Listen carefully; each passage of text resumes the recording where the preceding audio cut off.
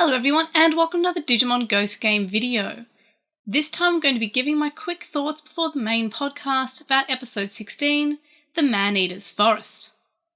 And just a quick recap, so Hiro goes camping where he and his dad used to go camping and learns that all these campers are leaving without paying and there's a rumour that they're being spirited away. Hiro learns that this is because a Mori Shellmon is protecting these campers from a Cherrymon who wants to eat them, which is moderately horrifying. Hiro fights with the Cherrymon using Gamamon, but is slightly terrified about Gamamon turning evil again and being so okay with killing, so he's a little bit hesitant to actually kill or do any damage. This causes him to be put in danger, but Ruri and Kiyoshiro end up showing up, and the three adult-level Digimon team up again to cause Cherrymon to retreat. And then all the campers are put back the way they were, just on the ground. It's kind of passed out, like they just were having a bit of a nap. So I hope they're okay. And then Mori Shellmon kind of retreats into the forest and said, look, I'm going to continue living in this forest because it's my forest. And then he kind of goes, and hopefully we see him again. He's kind of like a neutral monster, which is kind of nice. So overall, this episode was fairly okay. The animation did feel like a little bit of a step back from last week's, which I felt was very good last week, and this animation was just kind of okay. And overall, the episode wasn't terrible, and the premise was actually kind of scary. But nothing really super exciting happens. It very much just follows a formula of first scene is somebody getting attacked by the Mon of the Week, and then we learn that the characters are getting put in danger in some way, like the main character just happens to happen upon the Mon of the Week, either because they're researching it or just because they're in the right place at the right time. So it kind of just does follow that kind of formula that we've had so far. However, the battle is a little bit different. We have Hiro being put in danger and his friends coming to his rescue, which is nice. And we kind of have them team up and battle. They don't really lose the battle, but they don't really necessarily win the battle either. They kind of just attack Cherrymon in a way where part of his arm falls off, which is a tree ring, which may have took like 50 years to grow, because they were having trouble with all these arms. I expected them to have to go through and destroy each arm, but Cherrymon retreated after just the one being destroyed. So it felt a little bit more than just they fight against the Mon of the Week and either talk the Mon of the Week down and the Mon of the Week turns out to be just fine and just like, oh sorry, right, people don't like to be eaten, my apologies, my bad. And it didn't also end with the bad guy just retreating for little to no reason like we have with Fellasmon or like we had with Crowmon, who at least Fellasmon kind of like said why he was leaving, like, okay, I understand what's happening, it's not my goal to win. Crowmon just left. This case was better than that because we kind of have Cherrymon had some damage, and he wanted to step back from that because he was very protective over these tree rings. So that kind of does make sense. So I don't mind this episode.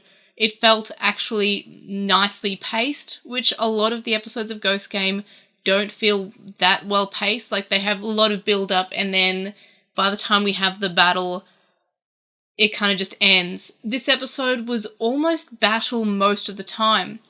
We had a nice chunk at the start where Hiro and Gamamon start camping, and Hiro kind of reflects internally on the evolutions. And we get a flashback where he's talking to his friends about, his teammates rather, about how Gamamon has more evolutions and how his teammates, being Ruri and Kiyoshiro, their Digimon only has one evolution. So I'm glad that we kind of addressed that. So while nothing really happens in this episode, it feels like at least they're addressing things that should be addressed, that haven't been really complaints that I've had, but things that haven't really been referenced, like the fact that Gamamon just killed someone and just dark evolved. I'm glad they're addressing that, and we're also addressing the fact that Gamamon has multiple evolutions, while the others at the moment only have the one.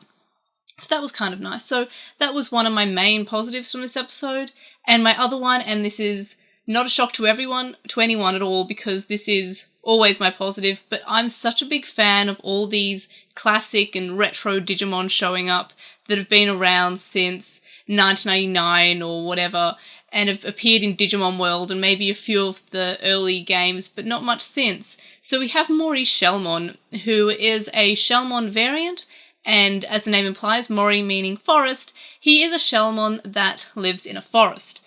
So that's kind of cool. And Mori Shellmon was added to the Digimon reference book online back in July 2021. And the fact that it was just recently added to the reference book despite being a fairly old Digimon makes me look at the other oldish retro Digimon that have recently been added to the reference book, and it makes me wonder if that's a sign and a bit of somewhat foreshadowing that we're going to get more of these older Digimon make an appearance.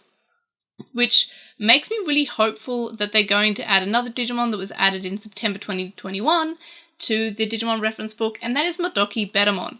Modoki meaning like fake or pseudo, so pseudo Betamon. And it's basically just the same as normal Betamon, except it's like a neon green with like a fluoro pink mohawk. It's a cool design, and I'm really hoping we get to see that Digimon make an appearance because, again, it's been around since the very start of the franchise and we haven't really seen much of it.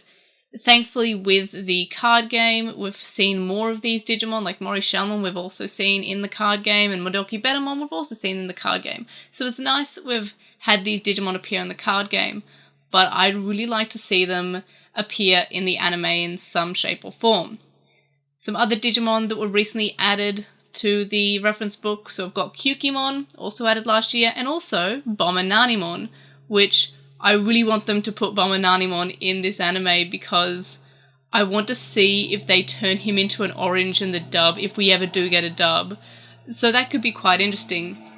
So, while not much happened this episode, I'm glad that they addressed some things that I've been curious about and kind of wanting them to talk about, and of course we also got another retro classic style Digimon coming back and making an animated appearance. Always appreciated. So what do you think of this episode, and what retro Digimon would you like to see animated in Digimon Ghost Game, or anything really? Let me know in the comments, and I will see you on the next video.